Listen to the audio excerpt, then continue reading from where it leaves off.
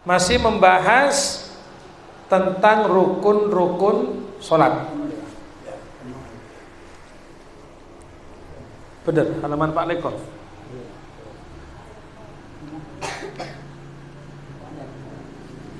Ampun, apa lagi? Rukun-rukun sholat Kak Dintoh bada 14, ada 17.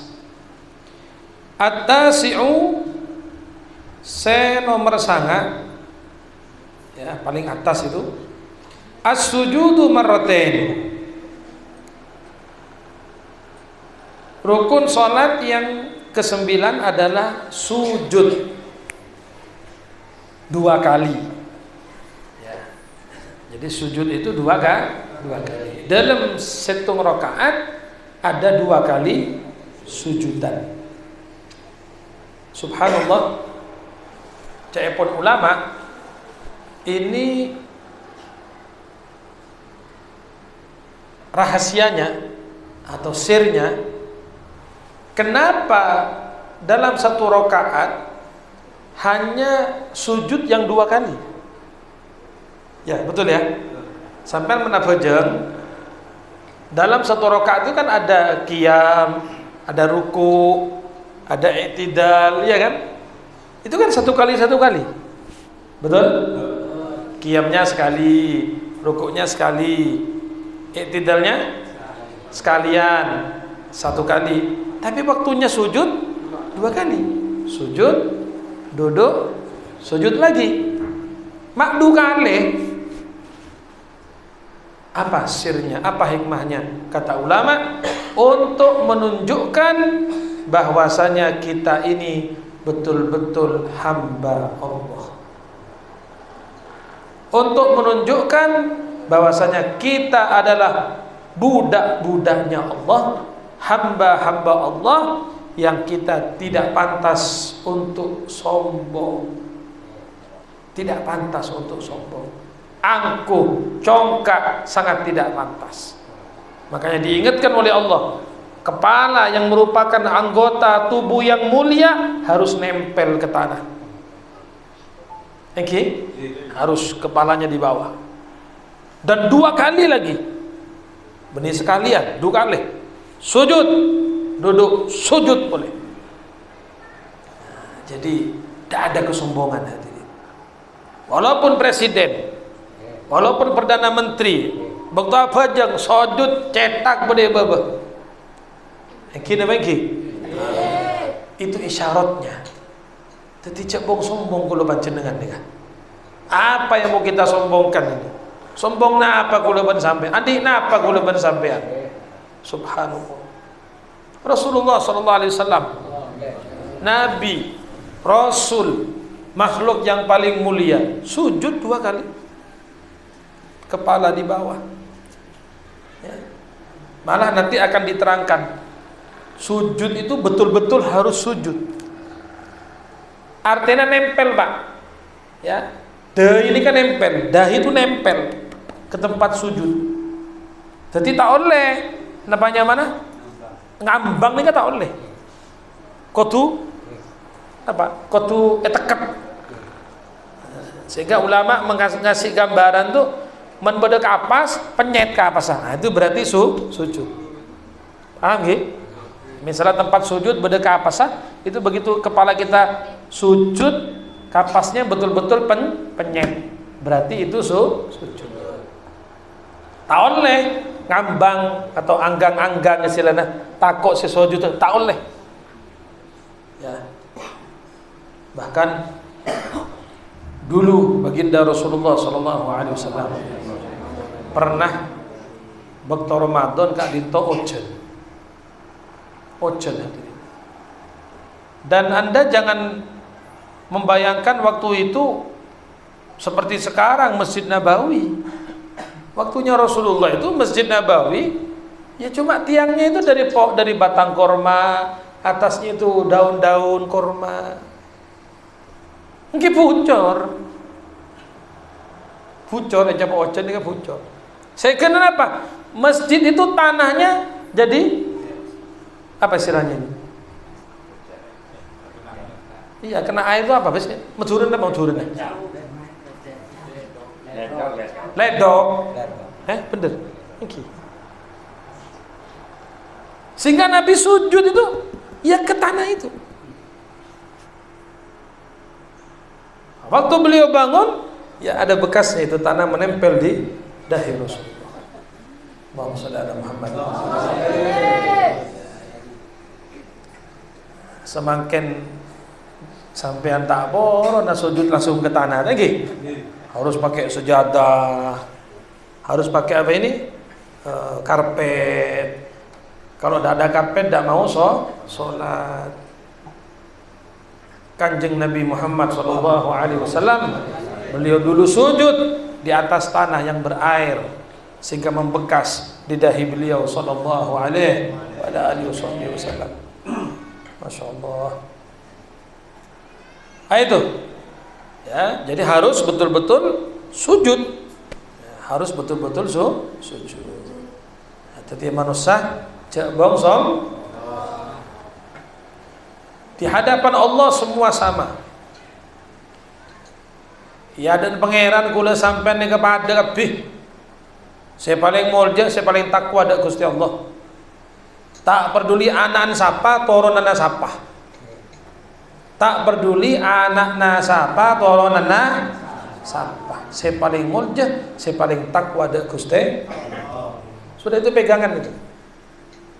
Wah, saya ini beb turunannya Sunan Kuning kan. Oh, Sunan Kuning ini mah Sunan Kuning gitu. Tak ngurus sampean turunannya siapa. Man sampean ibadah, sampean takut dak Gusti Allah, sampean alako ketaatan mulja sampean. Tapi kalau kita mengaku-ngaku saya turunannya ini, saya tapi tak aja. Ramadan tak rasa. Tak pernah ibadah. Maksiat terus. Apakah orang seperti itu pantas untuk membanggakan kakek-kakeknya? Tidak pantas. Malah mestinya todus Pak lagi. Malu. Saya dibilang keturunannya ini, tapi perbuatan saya tidak sama dengan kakek saya. Kakek saya ulama, misalnya kiai, raja, ustad, tapi kok amal saya begini ya? Todus. Mestinya ada nekat. Kenapa kita nggak seperti beliau-beliau? Wah, menero mana foto lengkap nggih. Foto lengkap, pasang kepi. Tidak apa-apa, saya tidak melarang Anda memasang fotonya orang tua kita, kakek kita, mbak kita, pasang, tak apa. Tapi pertanyaannya, apakah kita ini sebagai cucunya layak untuk membanggakan di hadapan mereka-mereka itu? Kalau beliau dulu yang babat alas, mungkin beliau dulu yang berdakwah, beliau dulu berjuang di jalan Allah. Laku leban sampean nikah berjuang di jalan apa? Di jalan aspal. Aglejer terus. Subhanallah. Nah, tadi cek sampai kula panjenengan nikah cuma mengandalkan nasab, cek sampai cuma mengandalkan keturunan, tapi kita tidak punya apa-apa hadirin.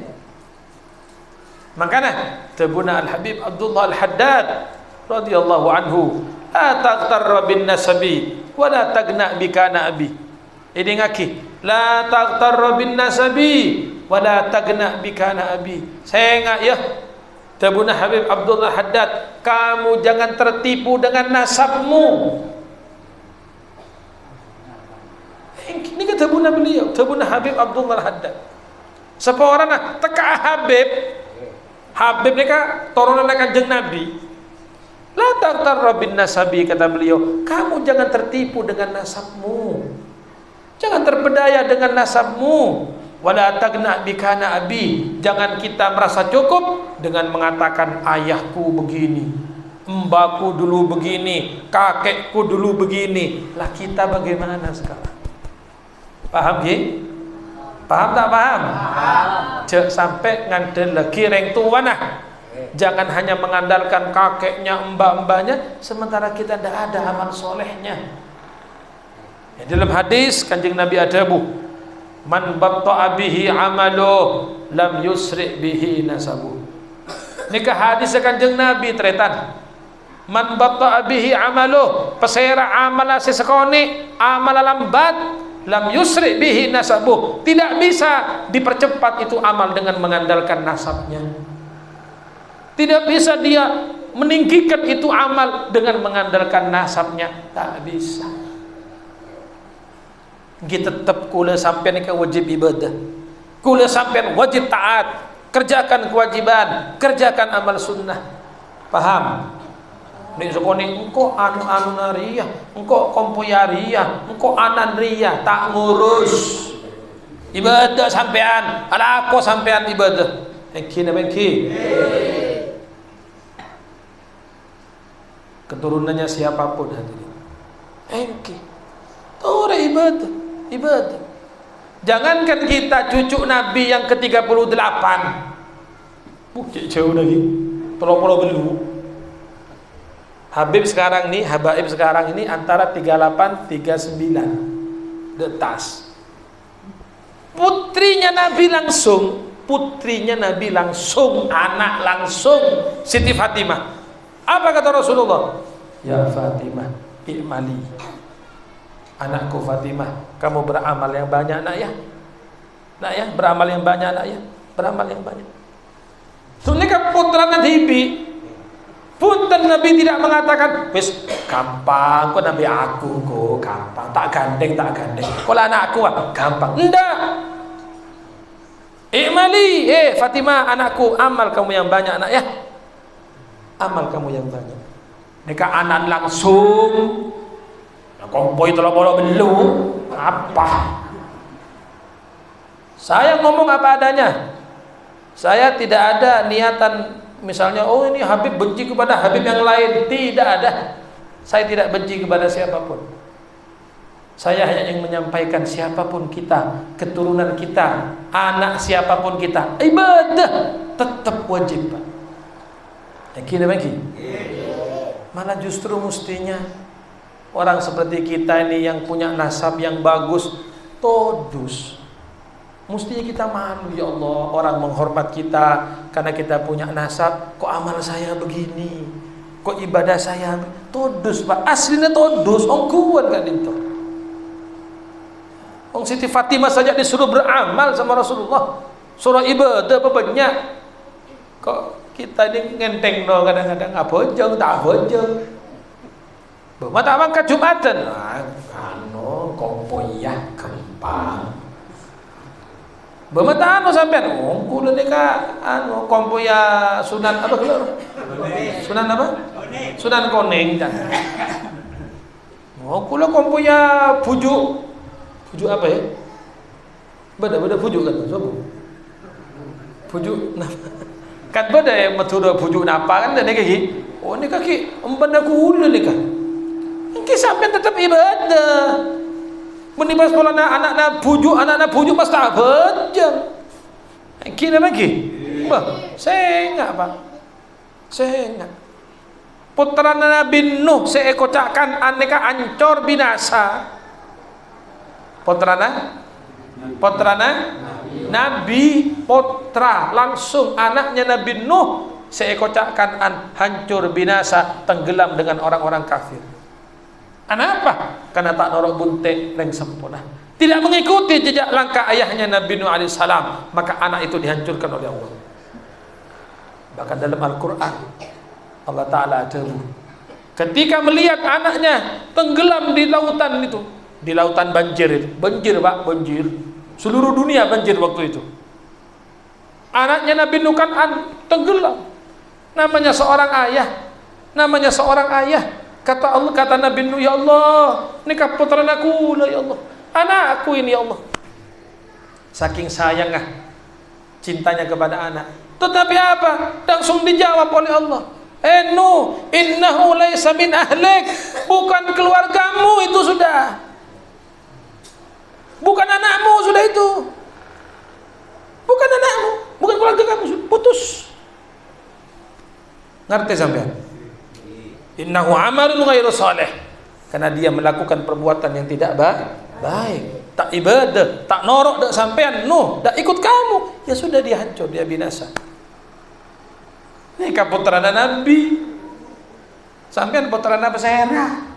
Kompunya apa saya sampean? Kok kita tidak mau ibadah, tidak mau sholat, tidak mau taat kepada Allah, hanya ingin mengandalkan keturunan kita. Saya ingat lagi, Pak, ingat lagi. Ayo ibadah seterusnya. Ibadah sampean. Saya ibadah, Anda ibadah. Saya belajar, Anda belajar. Ayo. Subhanallah. Ada orang, astagfirullahaladzim, meremehkan. Waktu dikasih nasihat, lu sampean kenapa ndak sholat?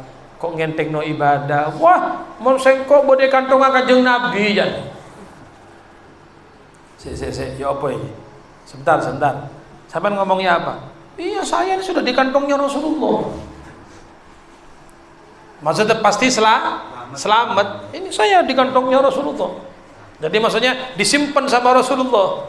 Dan kula, iya kalau kantongnya ndak bolong. Kantong nggak bolong, keker sampean. Ya ini walaupun dia kan jawabnya ngawur, kula ngawur ya Pak. Di mana akal Nabi pas andi kantong, sabai kantong ada orang macam tanah. Maka saya bilang begitu. Iya kalau tidak bolong kantongnya. Kadang kita tidak sadar kantong kita bolong. Keker kepi. Tetap tidak boleh mengandalkan siapapun hadirin. Allahumma sholli ala Muhammad. Kanjeng Nabi ni kan adik bibiknya mana Sofiyah. Bibik Nabi namanya Sofiyah. Bibiknya Kanjeng Nabi, Pak. Tanah abana namanya Sofiyah. Apa kata Nabi? Ya Sofiyah ta'amma Rasulillah, i'mali. Bibikku. Paman, bibikku Sofiyah. I'mali, beramal kamu yang banyak. Fa inni la uni anki minallah syai'a. Aku besok tidak bisa berbuat apa-apa terhadap kamu di hadapan Allah. Alakoban, ibadah.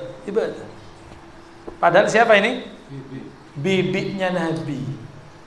Berarti kan keluarga, ya kan? Bibik kan keluarga, sama dengan ibu. Surah ibadah.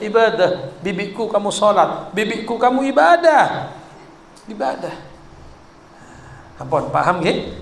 Jadi jangan mengandalkan apa? Keturunan, nasab, jangan. Malah kita berusaha bagaimana kita ini menggembirakan orang tua kita. Begini hadirin, ibu-ibu edingaki. Dalam situng keterangan, setiap malam Jumat, Kak Dinto ada malaikat yang mengabarkan kepada orang tua kita, kakek, nenek kita yang sudah meninggal. Mereka mengabarkan tentang amal perbuatan kita. Teti amal aku lo sampean nih Kak. Paling ngakioning dak reng sepona sampean saya mati. Diberitahukan kepada kakek, nenek kita yang sudah meninggal dunia. Setiap malam Jumat ada malaikat khusus. Misalnya kakek saya meninggal di Sumeneb, kakek dari Abah meninggal di Bangkalan. Jadi umi kula nikah Sumeneb, Abah kula Bangkalan. Saya berbuat apa? Itu dilaporkan. Fulan, ya kompoyah, saya nyama Muksin, ya reh. Hari Minggu apa lah? Minggu apa ini? Wakil baik ngomong. Bis pokok Minggu pun, okay? Hari Ahad, ya kompoyah benar ngajar. Baran, ya, musolana Pak Seneman, ya, nikah. Nah, embakula kan asokot, alhamdulillah, tangkong boy ngajar. Itu kalau amal baik. Nah kalau kita maksiat, dilaporkan. Wah, kompoya tengku. Wah, kompoya tengku pojok benbine tengku. Misalnya, bagaimana kira-kira perasaan mbak kita? Dek remah. Bagaimana kira-kira perasaan mbak kita dikubur? Hah? Nelongso, kecewa, sedih, ngamuk kayak tak bisa. Itu dilaporkan. Maka dalam situng riwayat Rasulullah bersabda, la tu'dzu mautakum Jangan kalian menyakiti orang-orang mati kalian dengan berita-berita kejelekan kalian. Dilaporkan. Nah, semakin tore belik Pak, belik sampean semate, kita yang masuk kubur, lalu tiap malam Jumat malaikat laporan, anak sampean berbuat ini, kompoya berbuat ini. Bagaimana sampean? Susah lagi. Nangis Pak kubur Pak. Nangis kita di kuburan, ya Allah, tang anak mak badiria, tang kompoy mak badiria, nangis sampean. Nah, makanya ayo, jangan hanya mengandalkan keturunannya, jangan hanya mengandalkan nasabnya, tapi kita harus bisa menggembirakan mereka-mereka. Paseneng reng sepuna, paseneng embak-embana kalau ben kita melakukan amal ibadah. Masya Allah. Apa boleh rumah yang diwarisi oleh orang tua kita ternyata yang kui maksiat. Nolongso Pak, reng sepuna nolongso kubur. Oh ya Allah, tangan anak derem kok. Mak bungkoi kebai maksiat. Ya rumah warisan dari bapaknya kan. Mobil warisan dari bapaknya, yang kui ketretes, nyewa villa, benek binian. Ayo nolongso sampai di kubur. Duh ya Allah, tangan anak de emak rian, aduh. Adalah mobil sampai ketretes ya. Iya, nolongso kita di alam kubur kalau punya anak seperti itu. Nauzubillahi min dzalik. Saya enggak tengok Pak. Makanya kata sahabat Abdullah bin Abbas, tidak ada warisan yang paling baik untuk anak keturunan kita daripada warisan ilmu dan adab. Saya ulangi, tidak ada warisan yang terbaik dari seorang ayah kepada anaknya daripada warisan ilmu dan adab. Sampean boleh mewarisi rumah, mewarisi tanah, oleh. Abarisin sabeh, oleh, tak larang sampean, silahkan. Kita tidak mau anak kita miskin, kita tidak mau anak kita minta-minta, tetapi warisan yang sesungguhnya adalah ilmu, adab. Ketika kita meninggal dunia, anak kita yang punya ilmu tadi itu selalu membacakan Fatihah untuk orang tuanya. Sampai dikirim terus, saya kirim terus. Kenapa? Anak namun anak-anak sekolah madrasah oning, tahu bagaimana cara berbakti kepada orang tuanya. Kirim Fatihah terus. Kilaku malaikat datang, assalamualaikum, waalaikumsalam. Nikah beda kiriman dari saya malaikat, anak saya nomor situ, alhamdulillah. Kal beluk pagi, bawa datang boleh malaikat, assalamualaikum. Malaikat nikah beda kiriman dari saya, dari Mantona mabada hataman Quran, Fatihah hai kesampean nikah, alhamdulillah. Kalau 12 beda boleh kiriman dari saya malaikat, dari bini sing odeh ya kiriman. Maksudnya binina soleha lagi. Oleh apa tak oleh? Makhlah sampean. Lem, boleh. Lagi. Oleh kiriman terus. Kata apa? Oke. Napa? Bini boleh oke. Punten. Maksudnya oleh kiriman. Lagi terus, tak mandek-mandek. Itu kalau punya anak soleh. Itu kalau punya anak andi ilmu. KRM sampai. Hataman Quran, begitu hatam, ya Allah, berikan pahala hataman saya kepada bapak saya. Berikan pahala hataman saya kepada ibu saya. Luar biasa. KRM garing sempurna. Ya, saya enggak kula ben sampean iki pasti mati. Kullu nafsin dha'iqatul maut.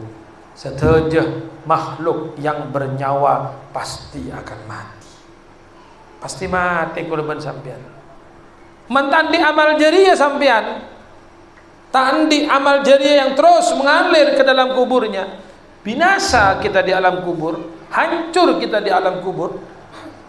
Maka termasuk amal jariah itu adalah kalau kita meninggalkan anak yang soleh.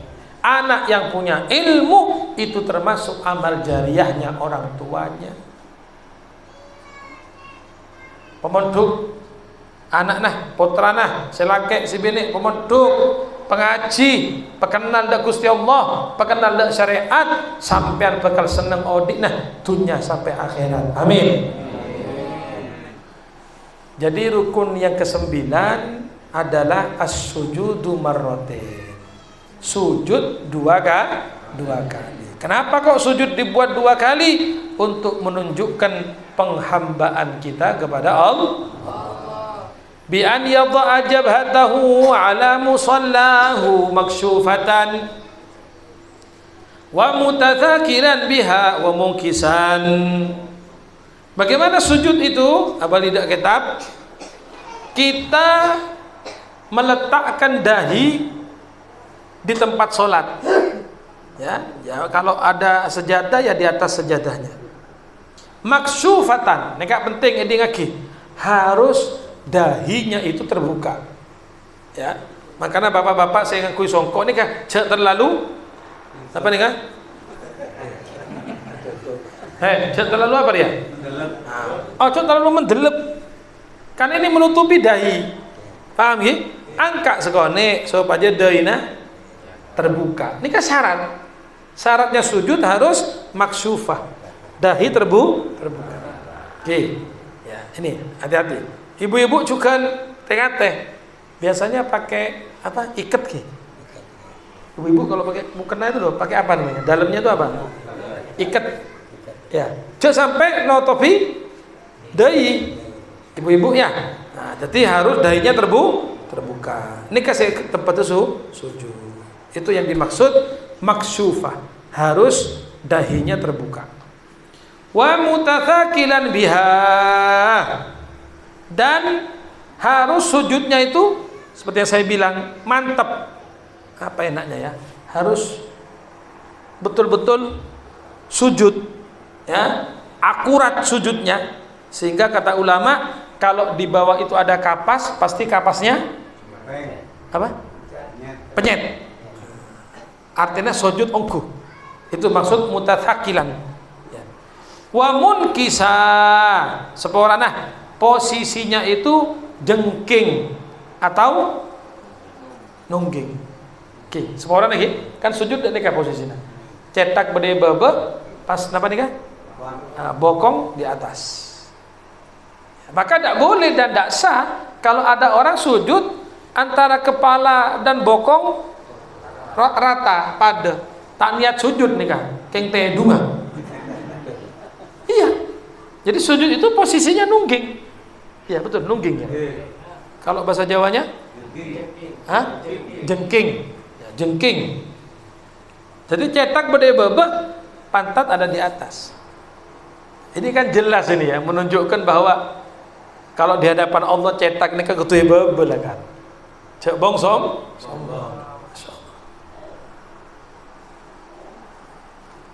Orang kalau kepalanya dipukul kan ngamuk lagi. Thank you, bener. Thank you. Sampai mencetak ke apa? Dikeplak lah, pegel lah. Karena ini memang anggota yang mulia kan, kepala kita ini. Tapi subhanallah ya, waktu sujud bude ibu cetak ke ibu bude di atas. Loh, ini kan bukti bahwa itulah hamba, itulah kita di hadapan Allah. Ya kan, cetak bude ibu pantatnya malah di atas. Allah. Sombong kok. Jangan sombong. Kemudian wa yadha'a syai'an min rukbatayhi wa min butuni asabi'i rijlaihi. Dan harus meletakkan walaupun sedikit dari 2 lututnya. Ya, dan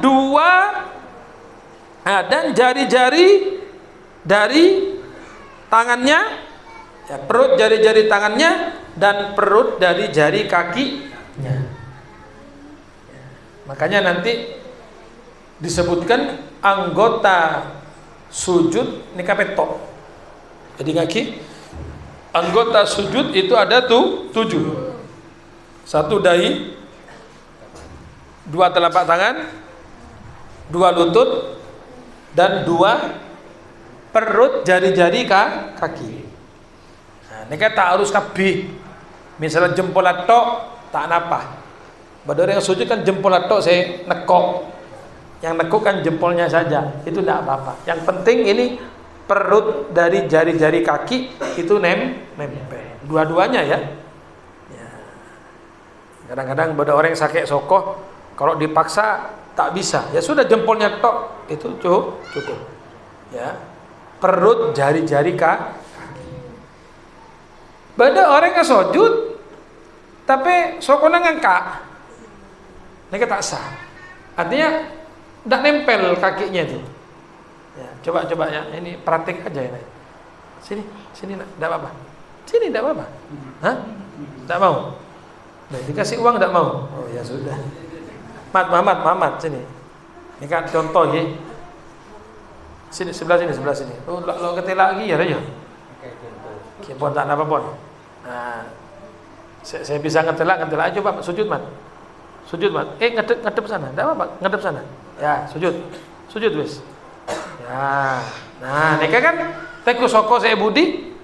Nah, jadi perut jari-jari kaki. Neka harus nempel. Kan tak kepi nempel, buktinya jari kelingkingnya tak mungkin apa? Nempel, tak apa-apa. Jadi walaupun cuma jempolnya tok itu boleh sah. Jadi harus ada yang nempel. Mau angka mat, sokona mat. Lah, udah apa mat celeng loh. Angka mat. Lah, ini kata sah, Pak. Ini paham ya? Yang di depan kelihatan ya. Kenapa? Tidak ada yang Oke, sudah cukup. Makasih. Jadi anggota sujud ni kapetok. 1 dahi, kemudian ahlan salan Habib, fadhal.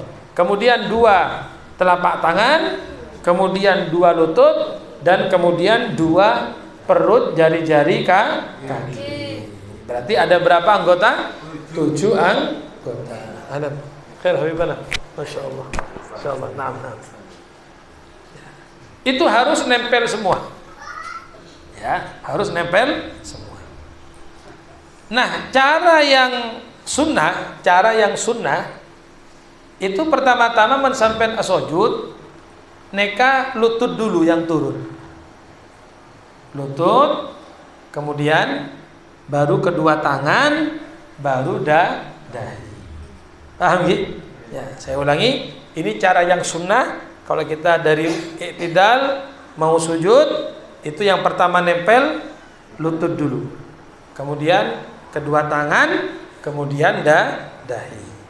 Beb, saya kalau lutut dulu sakit Beb, terus gimana? Ya saya tangan dulu. Kita apa? Seperti orang yang selempo-lempo nih kak, malah arat mentoot kado. Aduh, acetok lagi.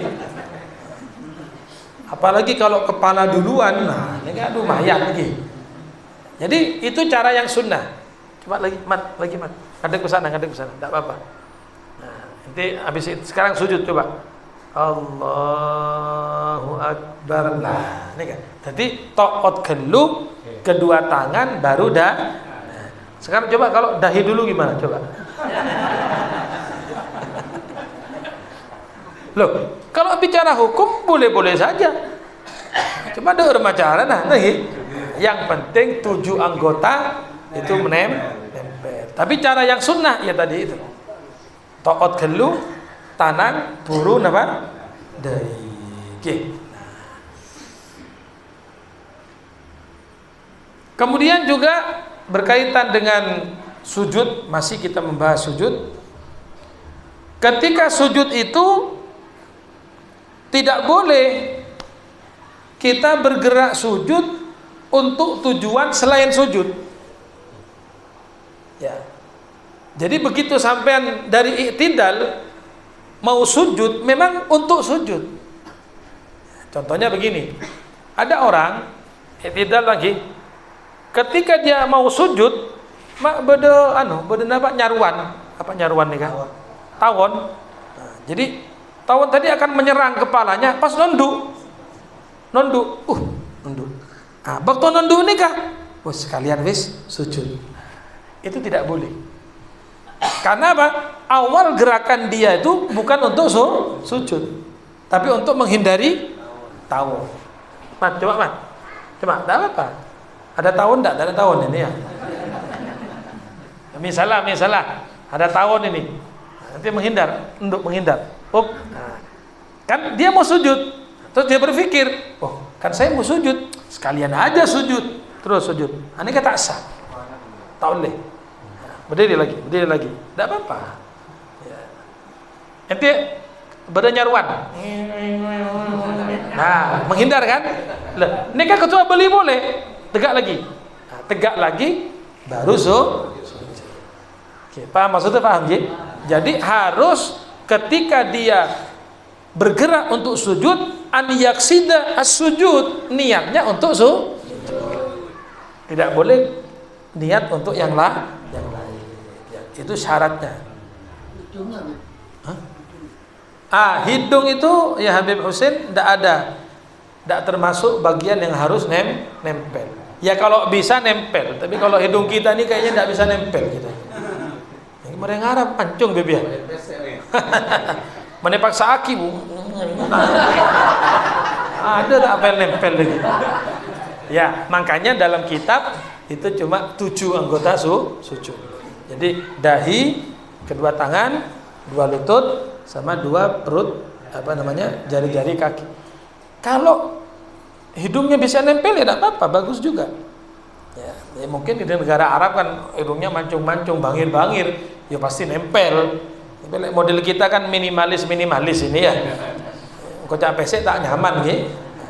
Makanya bukan ukuran, hidung harus nempel. Kemudian tidak boleh sujud pada sesuatu yang dia bawa dalam sholat, yang bergerak ketika dia bergerak. Contohnya, kula ngakui serban. Ya, ini contoh saja, ini serban. Serban ini saya pakai dalam sholat. Contoh ya, waktu sujud serban ini maju ke depan, masih nempel dengan badan saya ini, maju ke depan, terus saya sujud di atas serban saya, tak sah.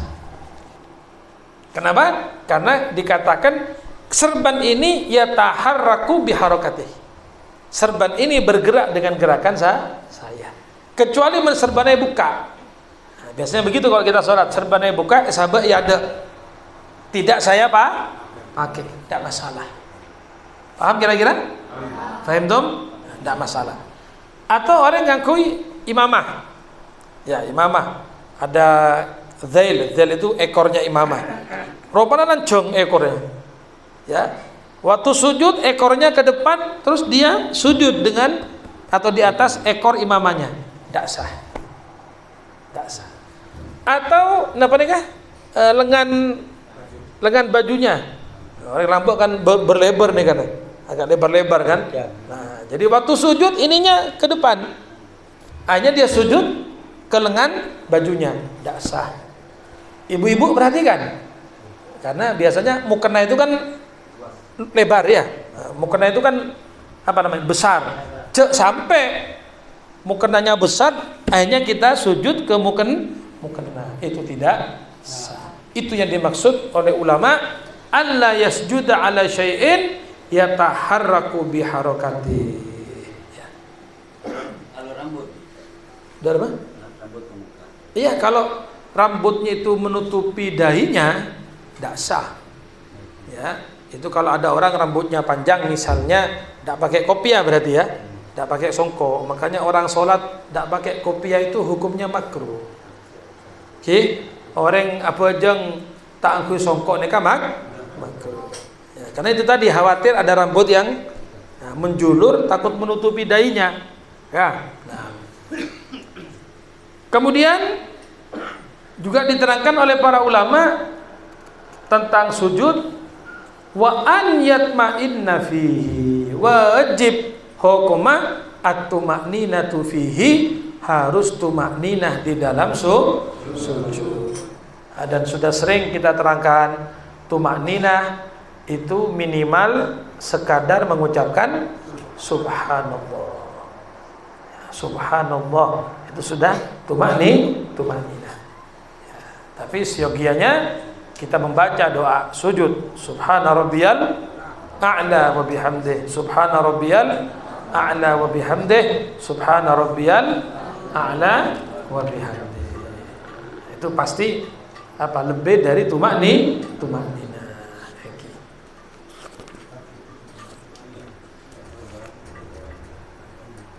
Kemudian ada hal-hal sunnah ya, di dalam sujud, seperti tadi disampaikan oleh Habib Hussein ya. Kalau memang bisa nempel dengan hidungnya, itu malah dianjurkan kalau bisa ya. Jadi antara dahi dan hidung ini nempelnya bersamaan, itu malah dianjurkan. Nah, tapi tetap sekali lagi seperti yang sudah saya terangkan, yang jadi ukuran adalah dahi. Ya, kalau bisa nempel dengan hidungnya, jabhatihi wa anfihi, itu bagus, baik. Ya, jadi lebih utama bisa dahi ban elongan nempel. Ya. Kemudian jari-jari tangan waktu sujud itu ya, itu jangan jangan mekar, tapi hendaknya paham ya? Ini bukan wajibnya, ini sunnahnya ini. Ya, jadi waktu sujud tangannya, jari-jari tangannya itu cek mekar. Ya, jangan begini sujud. Apa sampai sujud pada ini kaki. Nah, jadi tangannya dirapatkan, jari-jarinya itu loh dirapatkan ya. Itu sunnah, bukan wajib. Nah, ini ada yang tanya, Beb, kalau pakai kaos tangan, pakai kaos kaki karena celep lagi, mungkin dingin, kaos tangan, kaos kaki bagaimana? Tidak apa-apa, karena syarat yang harus terbuka itu hanya dahi. Yang terbuka itu hanya dahi. Ya, misalnya celep, tengkui, kaos tanang, tidak apa-apa. Mungkin kaos kaki, tidak apa-apa. Ya, tidak masalah. Cuma sunnahnya, katanya ulama, sunnahnya terbuka. Tangannya terbuka, kakinya terbuka. Ya. Tapi misalnya dalam keadaan tertentu, ya, kita di Malang atau di Indonesia ya, kalau di kutub atau di mana yang dingin-dingin, wah, semuanya pakai kaos lagi. Nah, itu tidak masalah. Ya. Yang penting dahinya terbuka. Ya, naam. Kemudian juga disunnahkan ketika kita sujud untuk menambah doa. Doa. Karena dalam riwayat dikatakan sujud itu adalah saat di mana hamba paling dekat dengan Tuhannya. Sujud itu adalah keadaan paling dekatnya si hamba kepada Tuhannya. Fa'akthiru fihi doa, maka perbanyaklah kita berdoa. Tapi ingat, kata ulama, ini kalau kita sholat sendirian, misalnya sholat sunat, sholat tahajud, sampean tambahi doa, melancong tak apa. Nah, tapi kalau kita sholat berjamaah, ya, sholat dengan makmum, lanceng. Jangan lama-lama sujudnya. Orang saya budi bingung. Ada imam mate pada rumah. Takut ada nih kata gini, bingung saya budi. Ya boleh ditambahi doa sedikit, tidak apa-apa. Tapi kalau sholat sendirian, silahkan. Dilama-lamakan tidak apa-apa. Ya. Sunnah kita untuk menambah doa di dalam sujud. Dan juga membaca zikir al-ma'thur. Zikir yang datang dari Nabi Muhammad SAW. Subhana rabbiyal a'la wa bihamdi. Senapa kali? 3 kali. Ditambah lagi nanti boleh. Allahumma laka sajadtu wa bika amantu wa laka aslamtu sajada wajhi alladhi khalaqahu wa sawwarahu wa syaqqa sam'ahu wa basarahu bihaulihi wa quwwatihi tabarakallahu ahsanul khaliqin. Nah, boleh ditambah itu. Ya, kalau tidak ya cukup subhana rabbiyal a'la wa bihamdi, subhana rabbiyal a'la wa bihamdi, subhana rabbiyal a'la wa bihamdi. Ya.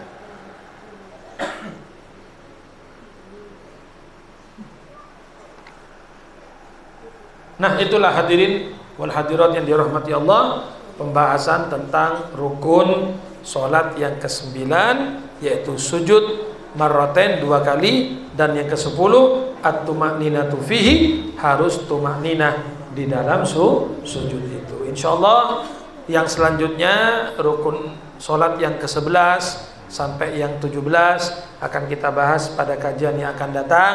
Muka-muka panjenengan saged istiqomah, bisa istiqomah ngaji supaya ilmunya terus, ya, supaya ilmunya terus tak beke, karena ini membahas rukun-rukun salat. Insyaallah muka-muka satajana hajat-hajat badan kaula diterima sareng Allah Subhanahu wa taala, niat-niat kita dimudahkan oleh Allah, amin ya rabbal alamin. Kadinto berkah Fatihah akikoh Pak Semin dan setajana hajat kita semua insyaallah dikabulkan oleh Allah Subhanahu wa taala, amin ya rabbal alamin. Allahumma inna nas'aluka an taj'alana wal hadirin wal hadirat min ahli al qabul wal